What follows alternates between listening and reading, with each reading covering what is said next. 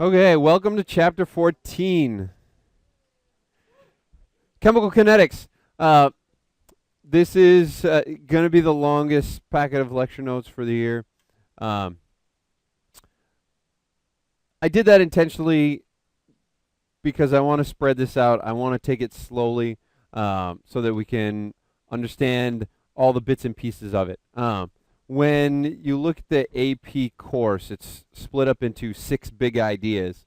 And one of those 6 is chemical kinetics, essentially. So conceptually, this is related to a sixth of the course. A lot of these ideas will then carry forward to the rest of the course. But I want to take the time so that we can really understand kinetics at a pretty deep level. All right. So first of all, just an overview. What does chemical kinetics mean? So by definition, when we study kinetics, what does that word kinetics make you think of? Kinetic energy, which means energy of movement. Chemical kinetics is really the movement of reactions. It's really a study of how fast reactions happen. So the study of reaction rates.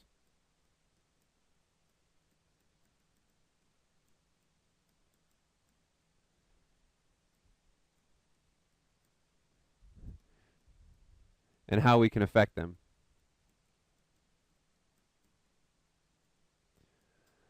So you just did an experiment where you had to measure reaction rate and look at some factors that could affect that reaction rate. I think the broader question is, all right, why do we care? We're going to do a lot of math in this unit. Sometimes it's easy to lose the forest for the trees here and forget about the big picture because you can get bogged down in the mathematics of finding what we call the rate laws. That'll come up probably in a few days when we start trying to find rate laws. I don't want you to lose the forest for the trees. So I want you to keep the big idea in mind. The reason we care about reaction rates is they give us insight into how reactions happen. Okay, so from information about the reaction rate, we get information about what we call the mechanism of the reaction.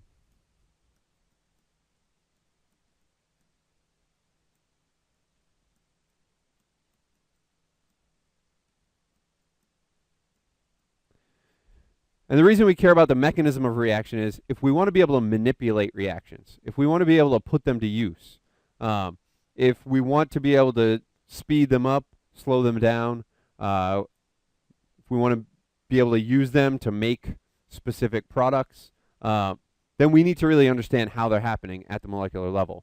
And reaction rates are the experimental avenue for us to do that. So rates give us an idea about the mechanism, and then if we understand the mechanism, then it gives us some control over the reaction. And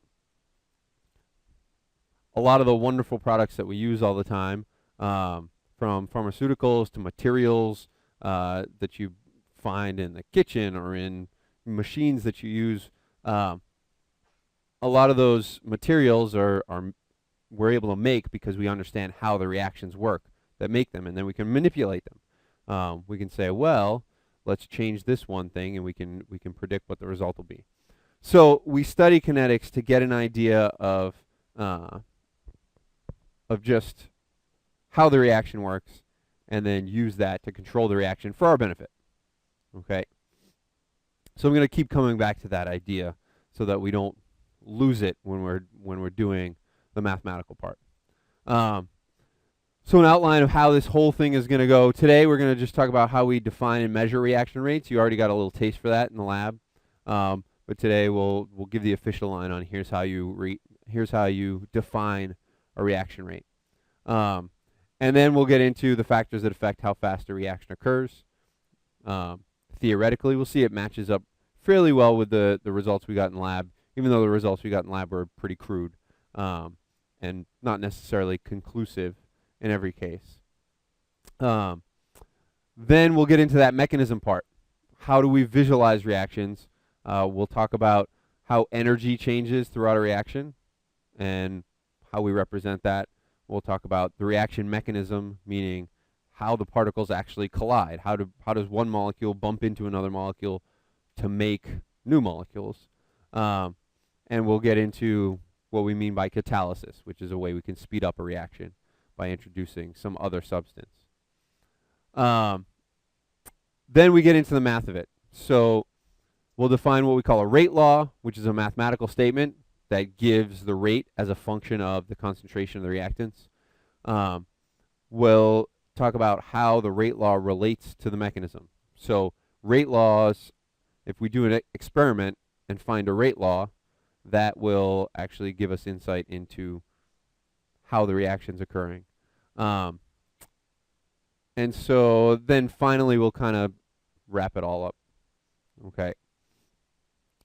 So that's where we're headed. So today is just about defining reaction rates and talking about how to measure them. So if we want to define reaction rate, there's a couple different ways we can define how fast the reaction's happening. It's either how fast the reactants are disappearing or how fast the products are showing up. All right. To put that in mathematical terms, number one, I want to say this note at the bottom is important. For the rest of the course, we're going to use this a lot. We put things in brackets to represent the concentration of whatever. So for instance, in the experiment, some of you are varying the concentration of HCl. So as an example, I would write just HCl in brackets, and that represents the concentration or the molarity of HCl in that solution.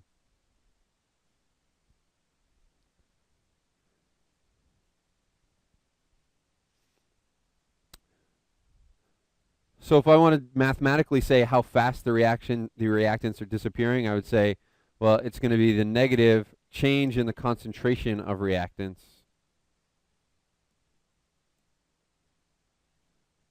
and then rates are always measured change in something over what?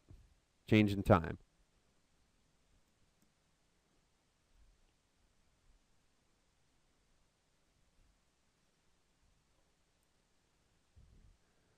Or it would be the rate of formation of products. So the concentration of products will be going up. So this one's going to be a positive number. So it just won't have a negative sign in front. So change in concentration of products over change in time.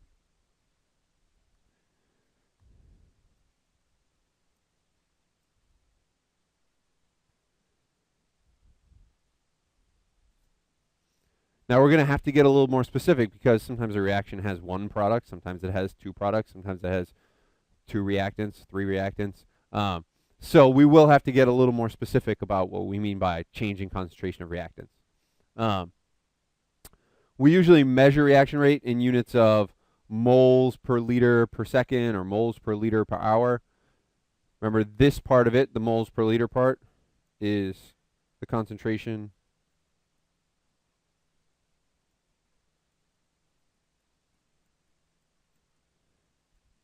and then its concentration over time.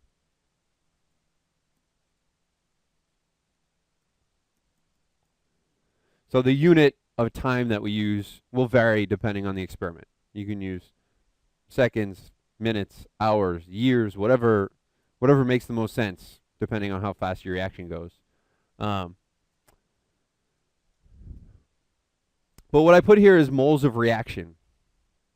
And I want to be explicit about what I mean by moles of reaction because sometimes this throws people off. We said it's the change in concentration of reactants per unit time or the change in concentration of products per unit time. To standardize everything, we want to say moles of reaction is how many moles of times does the reaction occur as it's written. All right.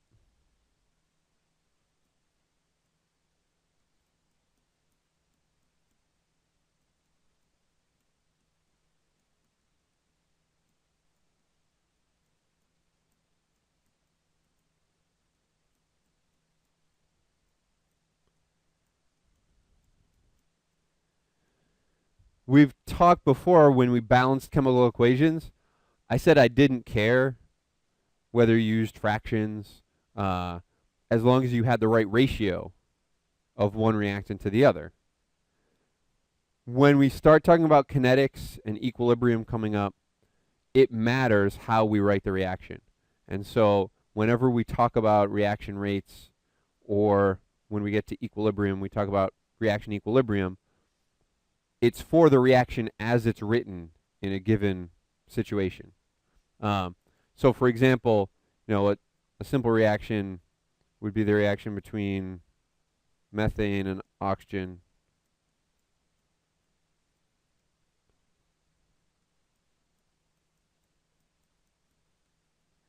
Okay.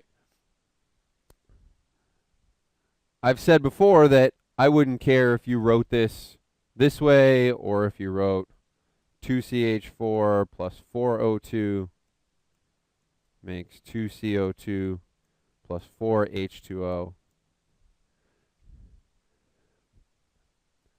But now it's going to matter.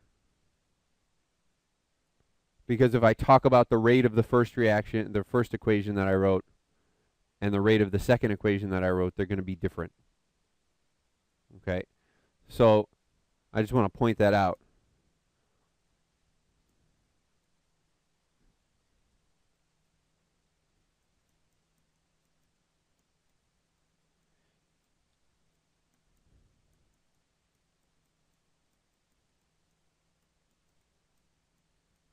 It's important to distinguish exactly what chemical equation you're referring to.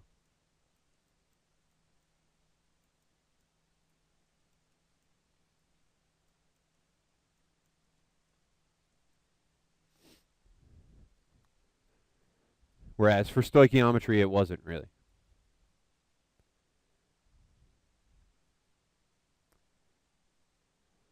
All right. So we're going to look a lot at generic hypothetical reactions, just using reactants and products like A, B, C, and D. And so here, the little letters would represent the coefficients.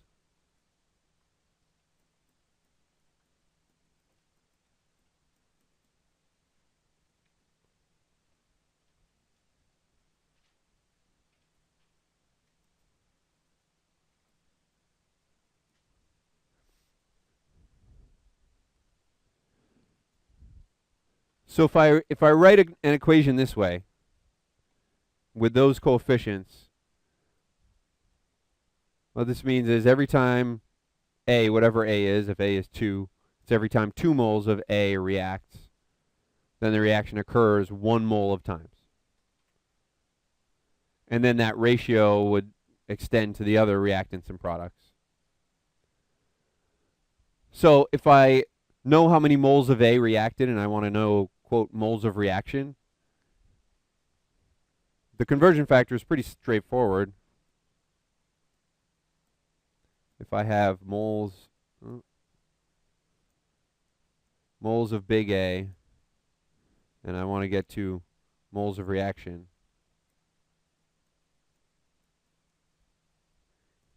I need a conversion factor that has moles of A on the bottom and moles of reaction on the top.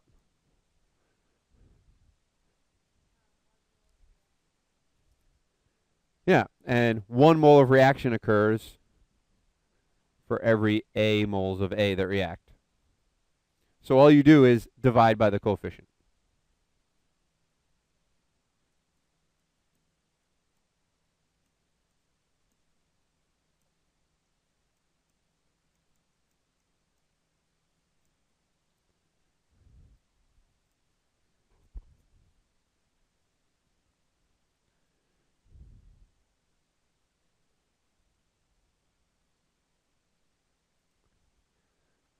So what that means is I can define the reaction rate in terms of any reactant or product in the reaction just by dividing by the coefficient.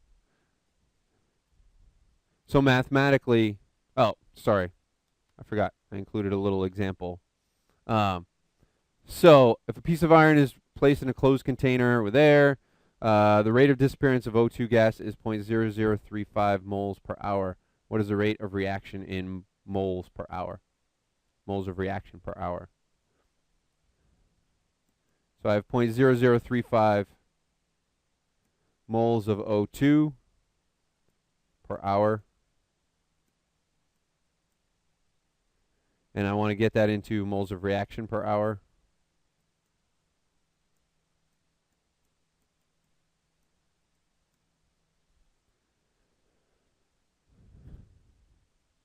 So what's my conversion factor in the middle there?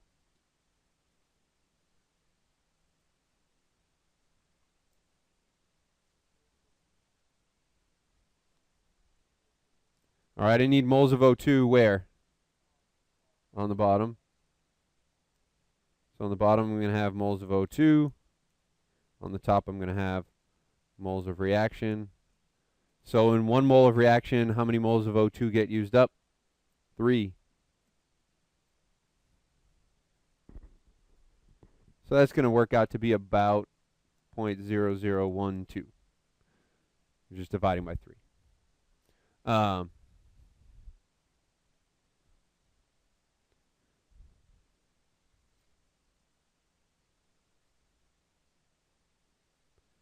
And notice we could also get the rate of formation of anything else just by using a stoichiometric ratio.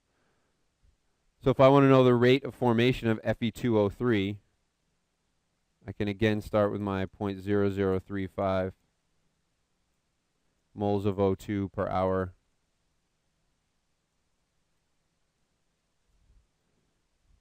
And now my conversion factor, what would I put on bottom and what would go on top?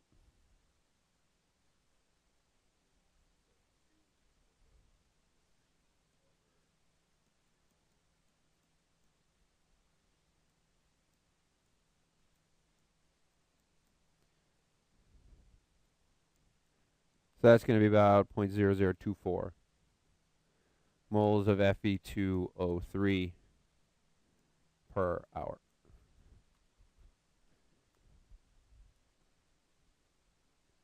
Now, the question is, what's the difference between these two? They're both representing the rate of the reaction, but they're just given in different units. So in general, the standard that we want to report reaction rates in would be moles of reaction per hour. But we could also report the rate of the reaction in moles of something else per hour.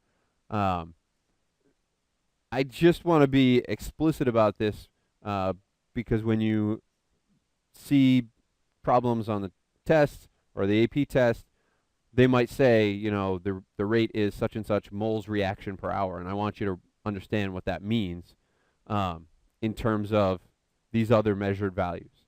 So you can measure the amount of one thing. We're now converting it to how much the reaction is happening as it's written.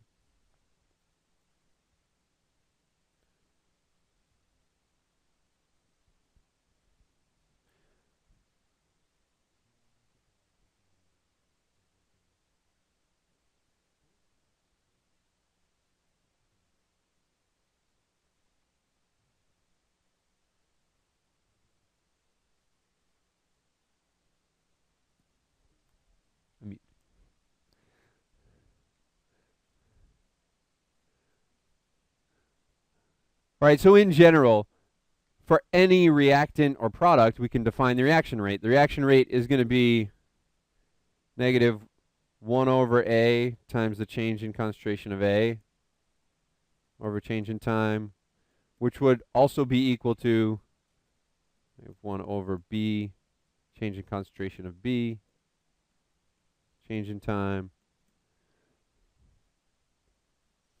Now, why did I put negative signs in front of those two? Those are the reactants, and which way is their concentration going? Down. So these change in concentrations will be negative, so we put a negative in front to cancel that out. For the products, we just don't put the negative in there.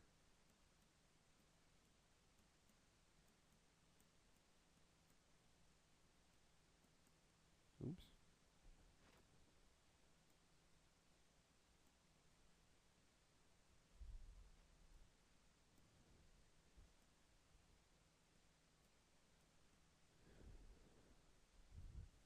So the point of that is, if I can measure the concentration of any one thing in the reaction, then I can determine the reaction rate.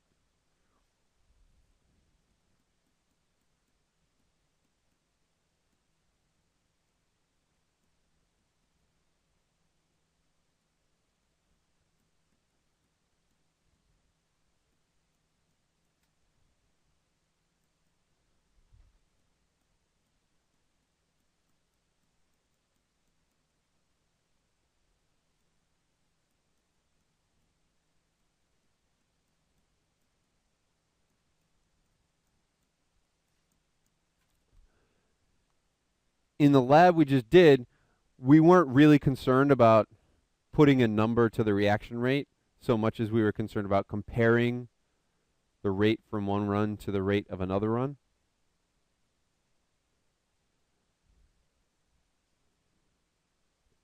But in that experiment, all you were doing was measuring generally the amount of what? Every method we used pretty much measured the amount of what in a reaction. All right, if you were measuring change in mass, you were measuring the change in CO2 because CO2 was the mass that was leaving the reaction. The group that measured pressure, you were measuring the amount of what? Gas produced, and that gas was CO2.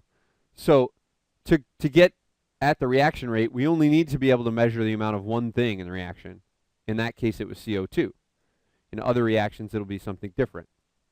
So if we want to find a reaction rate, we need to find some way to measure time and change in concentration for one reactant or product.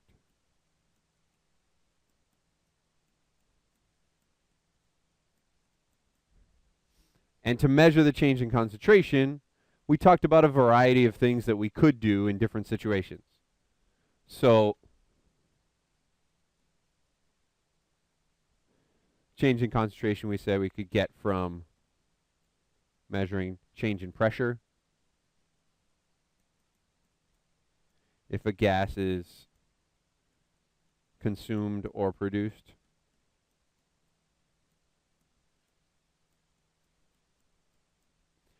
If there's a gas used up in the reaction, you can measure how fast the pressure drops. If a gas is produced in a reaction, you can measure how fast the pressure goes up.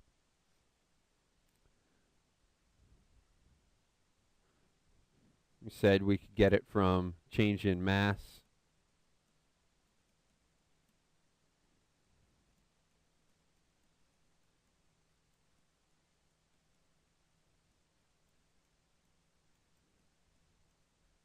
If the reaction leaves the reaction vessel.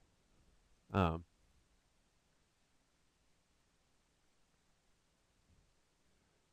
else could we get the change in concentration? Could be change in volume of a gas.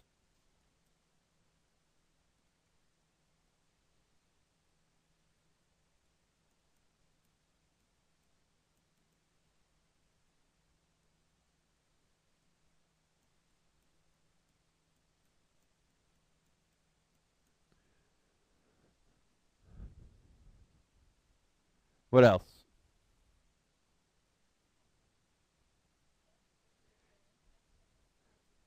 If you look ahead a little bit, you can see change in absorbance. When can you use change in absorbance? All right, if you have a solution and what specifically needs to be a property of one of the reactants or products. Has to absorb light.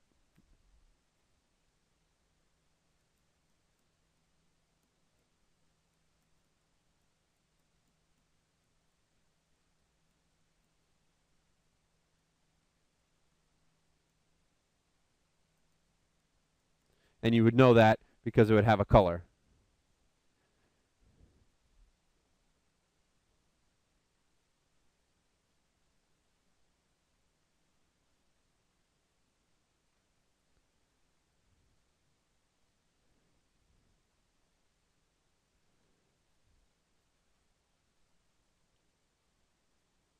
Right, so we have a bunch of different ways we could actually measure the reaction rate.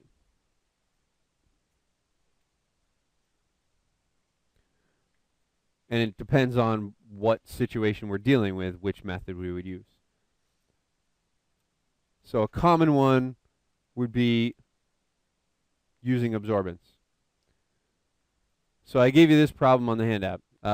Student was investigating this reaction. He measured the concentration of reactant using spectroscopy. Based on the data on the next two slides, calculate the average rate of the reaction over the first minute, the average rate of the reaction over the 5th minute, and the average rate of the reaction over the entire 5 minutes. So if we're going to do that, remember reaction rate requires knowing change in concentration and change in time. We're given this standardization plot.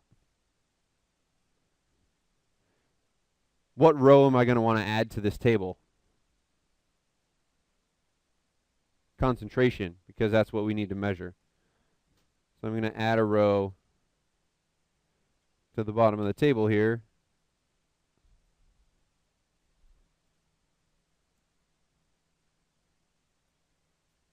That would be concentration of B in moles per liter.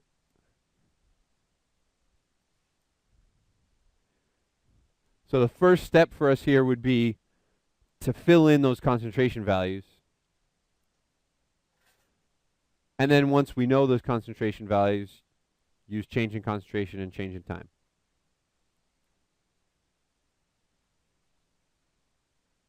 So I'm going to make this your homework assignment for tonight. Oh no, there's no homework tonight. Never mind. We'll start with this tomorrow.